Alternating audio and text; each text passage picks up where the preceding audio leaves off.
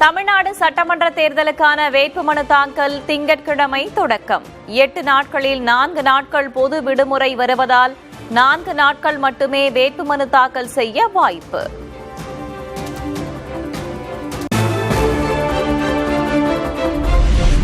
(2026) சட்டமன்ற தேர்தலுக்கான திமுகவின் தேர்தல் அறிக்கையை வெளியிட்டார் முதல்வர் மு.க. ஸ்டாலின். திமுகவின் தேர்தல் அறிக்கைதான் சூப்பர் ஸ்டார் எனவும் முதல்வர் பெருமிதம். தமிழ்நாட்டு தேர்தல்களை பொறுத்த வரைக்கும் திமுகவோட தேர்தல் அறிக்கை தான் ஹீரோ. இப்போ திராவிட மாடல் 2.0க்கான இந்த தேர்தல் அறிக்கை சூப்பர் ஸ்டாரா களமிறங்கியிருக்கு.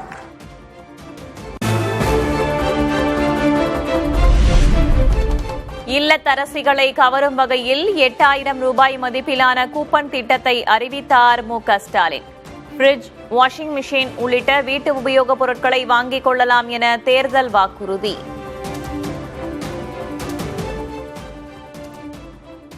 இல்லத்தரசிகள் தங்களுடைய வீட்டுக்கு தேவையான washing machine, TV, grinder, fridge, mixie, microwave, அவன், மற்ற மின்னடுப்புகள் போன்ற இந்த பொருட்களை வாங்கிக் கொள்ளும் வகையில் அவர்கள் வசிக்கும் பகுதியில் உள்ள கடைகளில் ஒவ்வொரு குடும்பத்துக்கும் தலா 8000 ரூபாய் மதிப்பிலான கூப்பன் வழங்கப்படும்.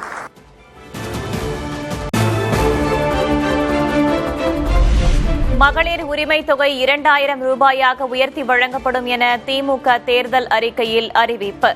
1,31,00,000 மகளிர் பயன்பெறுவார்கள் என திமுக தலைவர் மு.க. ஸ்டாலின் பேட்டி.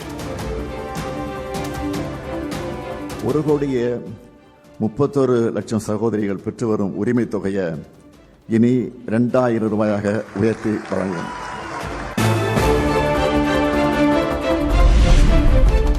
முதல்வரின் காலை உணவு திட்டம் 8ஆம் வகுப்பு வரை விரிவுபடுத்தப்படும் என திமுக தலைவர் மு.க. ஸ்டாலின் அறிவிப்பு. 15 லட்சம் மாணவர்கள் பயன்பெறுவார்கள் எனவும் முதல்வர் கருத்து. திராவிட மாடல் 2.0 ஆட்சியில் கூடுதலாக 15 லட்சம் மாணவர்கள் பயன்பெறும் வகையில் முதலமைச்சரின் காலை உணவு திட்டம் முதலமைச்சரின் காலை உணவு திட்டம் 8ஆம் வகுப்பு வரை விரிவுபடுத்தப்படும்.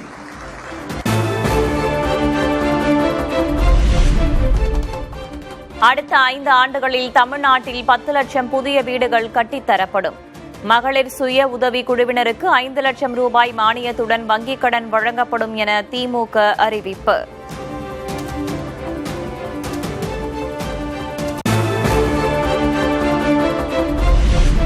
முதல்வரின் மருத்துவ காப்பீட்டு திட்டத்திற்கான தொகை 10 லட்சம் ரூபாயாக உயர்த்தப்படும். திட்டத்தில் சேர்வதற்கான ஆண்டு வருமான உச்சவரம்பு 5 லட்சமாகவும் உயர்த்தப்படும் என வாக்குறுதி.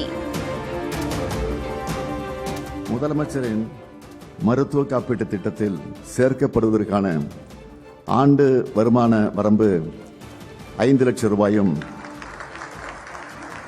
ஆண்டு வருமான வரம்பு 5 லட்சம் ரூபாயாகவும், காப்பீட்டுத் தொகை 10 லட்சம் ரூபாயாகவும் உயர்த்தப்படும்.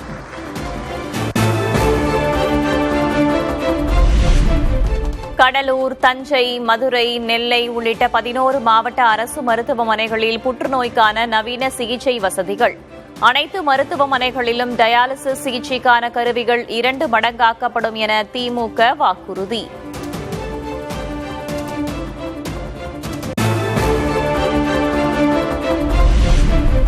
புதுமை பெண், தமிழ் புதல்வன் திட்டங்களுக்கான உதவித்தொகை 1000 ரூபாயிலிருந்து 1500 ரூபாயாக உயர்வு. 5 ஆண்டுகளில் உயர்கல்வி பயிலும் 35 லட்சம் மாணவர்களுக்கு மடிக்கணினி வழங்கப்படும் என திமுக தேர்தல் அறிக்கை.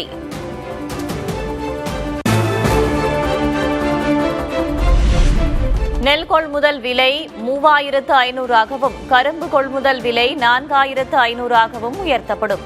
பால் கொள்முதல் விலை லிட்டர் ஒன்றுக்கு மேலும் 5 ரூபாய் உயர்த்தப்படும் என திமுக அறிவிப்பு.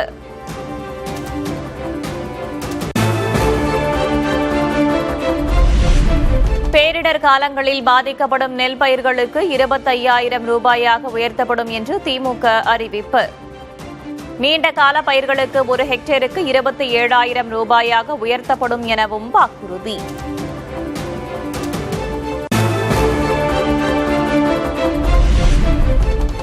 முதியோர் உதவித்தொகை 2,000 ரூபாயாக உயர்த்தி வழங்கப்படும் என தேர்தல் வாக்குறுதி அளித்த திமுக. மாற்றுத்திறனாளிகளுக்கான உதவித்தொகையும் 2,500 ரூபாயாக உயர்வு.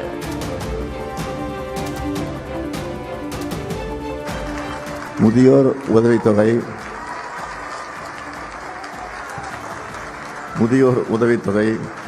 1,200 ரூபாயிலிருந்து 2,000 ரூபாயாக உயர்த்தப்படும்.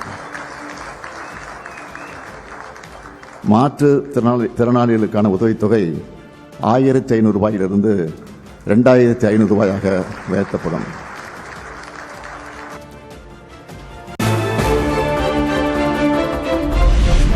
மீன்பிடி தடைக்கால சிறப்பு நிவாரணத் தொகை 12,000 ரூபாயாக உயர்த்தப்படும் என திமுக அறிவிப்பு. நவீன உட்கட்டமைப்பு வசதிகளுடன் மீன்பிடி துறைமுகங்கள், மீன் இறங்குதளங்கள் அமைக்கப்படும் என வாக்குறுதி. மீன்பிடி தடைக்கால சிறப்பு நிவாரணத் தொகை 8,000 ரூபாயிலிருந்து 12,000 ரூபாயாகவும், மீன்பிடி குறைவுகால சிறப்பு நிவாரணத் தொகை 6,000 ரூபாயிலிருந்து 9,000 ரூபாயாகவும் உயர்த்தி வழங்கப்படும். மாநில அரசுகளின் உரிமைகளை நிலைநாட்டும் அனைத்து நடவடிக்கைகளை திமுக மேற்கொள்ளும் என்று மு.க.ஸ்டாலின் அறிவிப்பு. மொழி போராட்ட வரலாற்றை அறிய நவீன நூலகத்துடன் பொள்ளாச்சியில் காட்சிக்கூடம் அமைக்கப்படும் எனவும் வாக்குறுதி.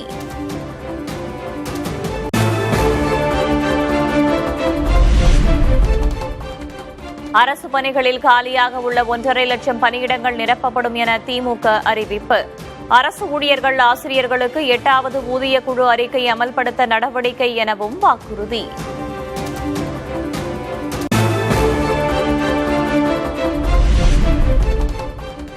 இரண்டு லட்சம் புதிய வேலை வாய்ப்புகளை உருவாக்கும் வகையில் ஒவ்வொரு மாவட்டத்திலும் நியூ டைட்டில் பூங்காக்கள். 18 லட்சம் கோடி அந்நிய முதலீடுகள் ஈர்க்கப்பட்டு 50 லட்சம் இளைஞர்களுக்கு வேலை வாய்ப்புகள் உருவாக்கப்படும் என திமுக வாக்குறுதி. புதியதாக 2 லட்சம் வேலைவாய்ப்புகளை உருவாக்கிடும் வகையில் 2030ஆம் ஆண்டிற்குள் ஒவ்வொரு மாவட்டத்திலும் நியோ டைடல் பூங்காக்கள், நகரங்களிலும் தேவைப்படும் இடங்களில் முழு அளவிலான தொழில்நுட்ப பூங்காக்கள் அமைக்கப்படும். திமுக ஆட்சிக்கு வந்ததும் 5,000 கோவில்களுக்கு குடமுழுக்கு நடத்தப்படும் என மு.க.ஸ்டாலின் அறிவிப்பு. 1000 கிராம கோவில்கள் மறுசீரமைப்பு செய்யப்படும் என திமுக வாக்குறுதி.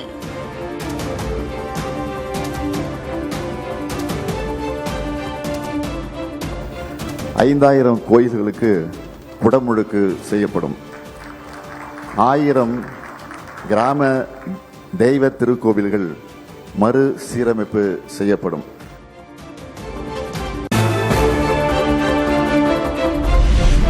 அனைத்து மாவட்டங்களிலும் உணவு மற்றும் தங்குமிட வசதியுடன் கூடிய தரம் வாய்ந்த விளையாட்டு விடுதிகள் உருவாக்கப்படும். பல்நோக்கு வசதி கொண்ட உள் விளையாட்டு அரங்குகள் அமைக்கப்படும் என திமுக தேர்தல் அறிக்கை.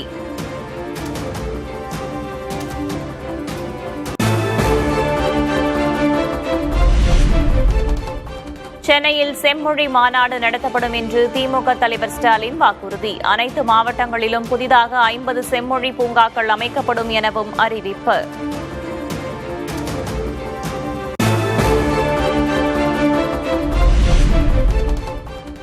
திருச்சி, மதுரை, கோவை, சேலம் மாநகராட்சிகளில் நவீன உலகத்தர வசதிகளுடன் புதிய நகரங்கள். தமிழகத்தில் 15,000 கிலோமீட்டர் நீளமுள்ள சாலைகள் 10,000 கோடி ரூபாயில் சீர் செய்யப்படும் என திமுக வாக்குறுதி.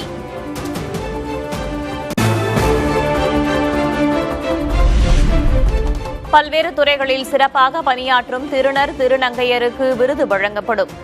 திமுக தேர்தல் அறிக்கையில் தகவல்.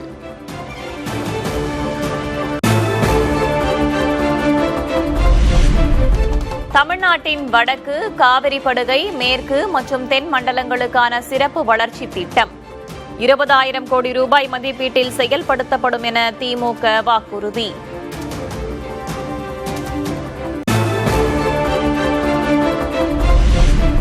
திமுக ஏற்கனவே அளித்த வாக்குறுதிகள் என்னவானது? மக்கள் மீண்டும் ஏமாற மாட்டார்கள் என்று நெல்லை பரப்புரையில் எடப்பாடி பழனிசாமி பேச்சு. 517 அறிவிப்பு வெளியிட்டார். அறிவிப்பு வெளியிடுறது என்ன பெரிய விஷயமா? அறிவிச்சிட்டார். எப்படியாவது மக்களை ஏமாற்றாலும் முடிவு பண்ணி போன தடவை ஏமாந்த மாதிரி இந்த முறையும் மக்கள் ஏமாந்துருவாங்கன்னு திரு ஸ்டாலின் கணக்கு போடுறாரு. முடியுமா? முடியவே முடியாது ஸ்டாலின் அவர்களே.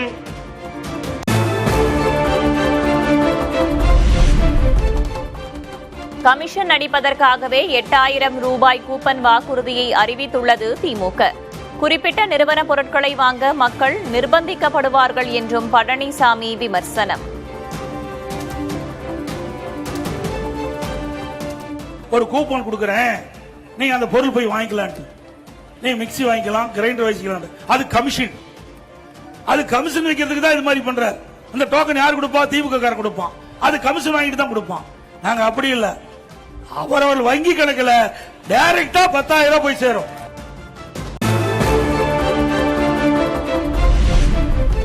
திமுக ஆட்சியில் மாணவர்களுக்கு தரமற்ற லேப்டாப் கொடுக்கப்பட்டதாக எடப்பாடி கே பழனிசாமி குற்றச்சாட்டு. அதிமுக ஆட்சி அமைந்ததும் விசாரணை ஆணையம் அமைக்கப்படும் என்றும் நாகர்கோவில் பரப்புரையில் பேச்சு.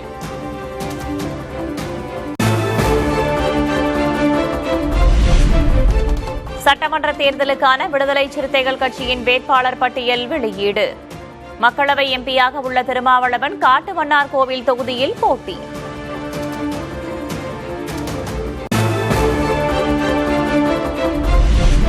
விசிக சார்பில் திண்டிவனத்தில் வன்னியரசு, செய்யூரில் சிந்தனை செல்வன், பெரியகுளத்தில் ஆற்றலரசு போட்டி. பன்ருட்டி, அரக்கோணம், கள்ளக்குறிச்சி, திருப்போரூர் தொகுதிகளுக்கான வேட்பாளர்களும் அறிவிப்பு.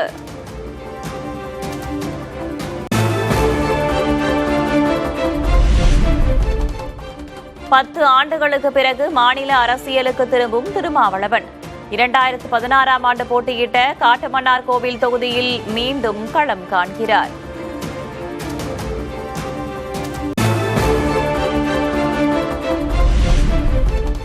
திமுகவில் செஞ்சி மஸ்தான், ஆவடி நாசர் உட்பட 4 இஸ்லாமியர்களுக்கு வாய்ப்பு. விசிகாவின் அப்துல் ரஹ்மானையும் சேர்த்து கூட்டணி சார்பில் மொத்தம் 11 இஸ்லாமியர்கள் போட்டி.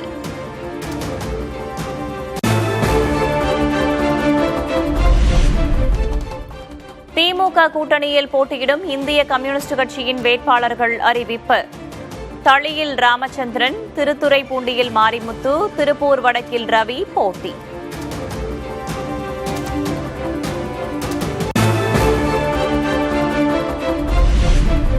நன்னிலம் தொகுதி வேட்பாளரை அறிவித்தது எஸ்டிபிஐ. உதயசூரியன் சின்னத்தில் நெல்லை முபாரக் போட்டி. எங்களுடைய மாநில செயற்குழு எடுத்த தீர்மானம், எங்களுடைய மாநில செயற்குழு இப்போதைய தேர்தல்களை கவனத்தில் கொண்டு உதயசூரியன் சின்னத்திலே போட்டியிடுவது என்று நாங்கள் தீர்மானித்திருக்கிறோம். திருவாரூரில் 31ஆம் தேதி பரப்புரையை தொடங்குகிறார் திமுக தலைவரும் முதல்வருமான மு.க. ஸ்டாலின். ஏப்ரல் 1ஆம் தேதி திருச்சி, கரூரிலும் 2ஆம் தேதி ஈரோடு மற்றும் கோவையிலும் வாக்கு சேகரிப்பு.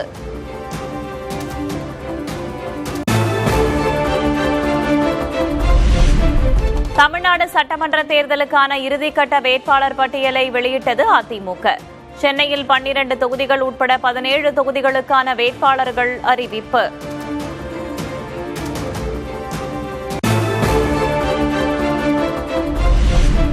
முதல்வர் மு.க. ஸ்டாலினின் கொளத்தூர் தொகுதியில் அதிமுக சார்பில் முன்னாள் கவுன்சிலர் சந்தான கிருஷ்ணன் போட்டி.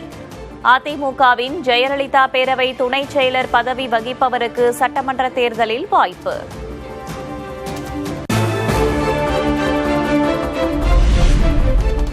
சேப்பாக்கம், திருவல்லிக்கேணி தொகுதியில் உதயநிதி ஸ்டாலினை எதிர்த்து அதிமுக மாவட்ட செயலர் ஆதி ராஜாராம் போட்டி.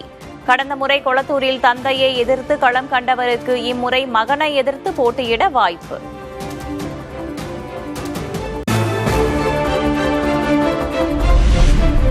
தமிழ்நாட்டில் மொத்தமுள்ள 234 தொகுதிகளில் 166 தொகுதிகளில் அதிமுக நேரடி போட்டி. முன்னாள் அமைச்சர்கள் 37 பேருக்கும் புதுமுகங்கள் 42 பேருக்கும் வாய்ப்பு.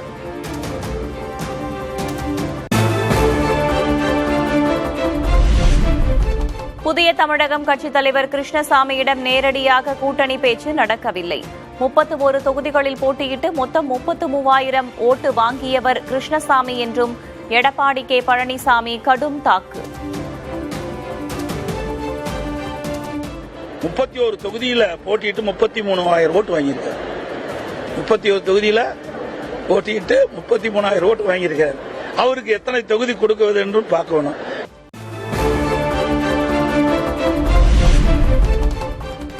கடந்த மக்களவைத் தேர்தலில் அதிமுகவை விட அதிக வாக்குகளை பெற்றது புதிய தமிழகம். எடப்பாடி கே. பழனிசாமியின் விமர்சனத்திற்கு கிருஷ்ணசாமி எதிர்வினை.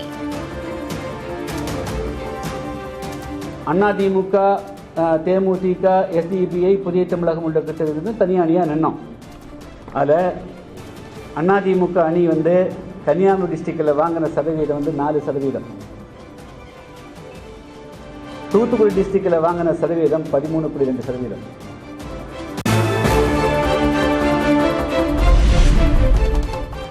நாற்பத்தி தொகுதிகளுக்கான வேட்பாளர் பட்டியலை வெளியிட்டது புதிய தமிழகம் கட்சி. ஒட்டப்பிடாரத்தில் கிருஷ்ணசாமியும், ஸ்ரீவில்லிபுத்தூர், நெல்லை தொகுதிகளில் அவரது மகன் ஷியாமும் போட்டி.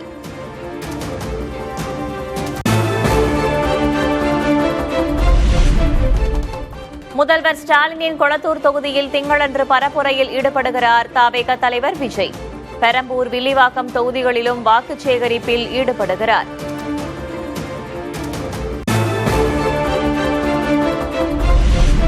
சட்டமன்ற தேர்தலில் 2 தொகுதிகளில் களமிறங்குகிறார் தவேக தலைவர் விஜய். சென்னை, பெரம்பூர் மற்றும் திருச்சி கிழக்கு தொகுதிகளில் போட்டியிடுவதாக அறிவிப்பு. பெரம்பூர்,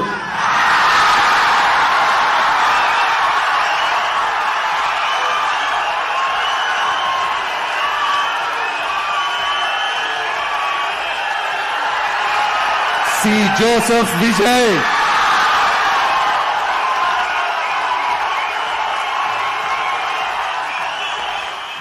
திருச்சி கிழக்கு,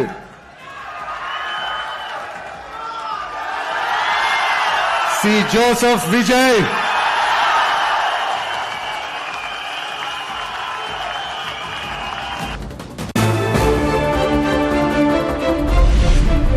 சென்னை தி நகரில் ஆனந்த், வில்லிவாக்கத்தில் ஆதவர்ஜுனா, எழும்பூரில் ராஜ்மோகன் போட்டி. திருப்பரங்குன்றத்தில் நிர்மல்குமாருக்கும் திருச்செங்கோட்டில் அருண்ராஜுக்கும் போட்டியிட வாய்ப்பு.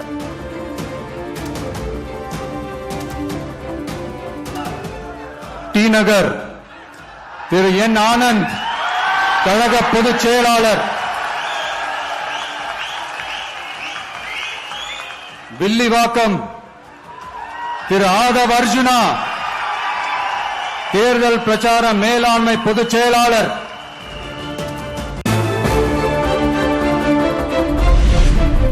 கோபிச்செட்டிப்பாளையம் தொகுதியில் தவேக சார்பில் களமிறங்குகிறார் முன்னாள் அமைச்சர் செங்கோட்டையன். முன்னாள் அதிமுக எம்பி சத்யபாமாவுக்கு திருப்பூர் வடக்கு தொகுதியில் போட்டியிட வாய்ப்பு.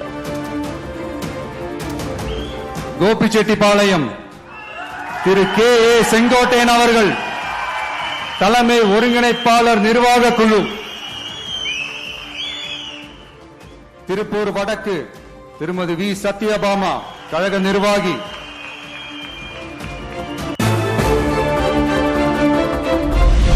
திமுக தலைவரும் முதல்வருமான மு.க. ஸ்டாலினின் கொளத்தூர் தொகுதியில் தவேக சார்பில் வி.எஸ். பாபு போட்டி. திமுக, அதிமுகவில் முக்கிய பொறுப்புகளை வகித்தவருக்கு சட்டமன்ற தேர்தலில் வாய்ப்பளித்த விஜய்.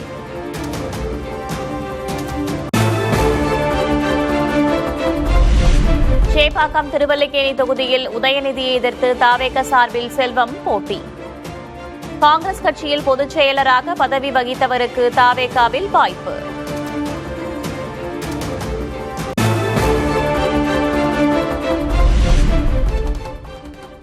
சேலம் மாவட்டம் எடப்பாடி தொகுதிக்கான தவேக வேட்பாளர் அருண்குமார்.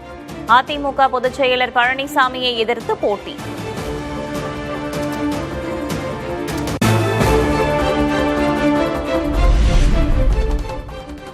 அதிமுகவிலிருந்து விலகி தவேகவில் சேர்ந்த முன்னாள் எம்எல்ஏ தூசி மோகனுக்கு தேர்தலில் போட்டியிட வாய்ப்பு. கட்சி மாறிய ஒரே நாளில் செய்யாறு தொகுதி வேட்பாளராக அறிவிப்பு.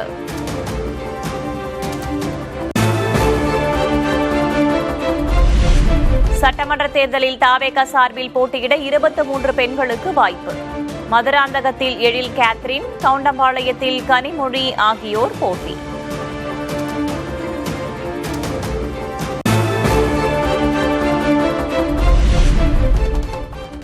அதிமுக ஆட்சியில் சபாநாயகராக இருந்த தனபாலின் மகன் லோகேஷ் தாவேகா சார்பில் ராசிபுரத்தில் போட்டி. தூத்துக்குடி தொகுதி தாவேகா வேட்பாளராக தனது நண்பரும் நடிகருமான நடிகர் ஸ்ரீநாத்தை களமிறக்கிய விஜய்.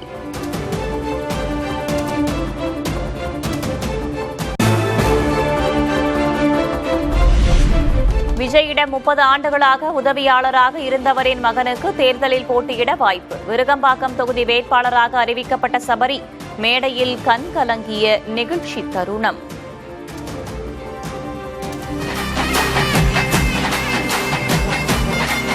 விருகம்பாக்கம் திரு ஆர் சபரிநாதன், சென்னை தெற்கு மாவட்ட கழக செயலாளர்.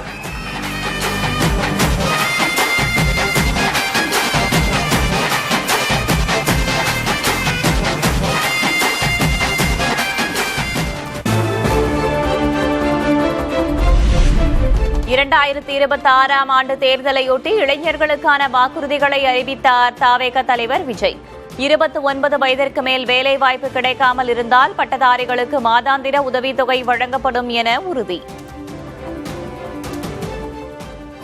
29 வயதிற்கு மேலும் வேலை வாய்ப்பில் தாமதமாகும் சூழல் உருவானால் மாதந்தோறும் பட்டதாரிகளுக்கு மாதம் 4000 ரூபாயும் மற்றும் டிப்ளமா படித்தவர்களுக்கு மாதம் 2500 ரூபாயும் இளைஞர் நலநிதியாக வழங்கப்படும். வரும் தேர்தலில் இருமுனை போட்டிதான் என்று பேசிய விஜய், தாவேகாவுக்கும் திமுகவுக்கும் இடையேதான் போட்டி என மீண்டும் திட்டவட்டம்.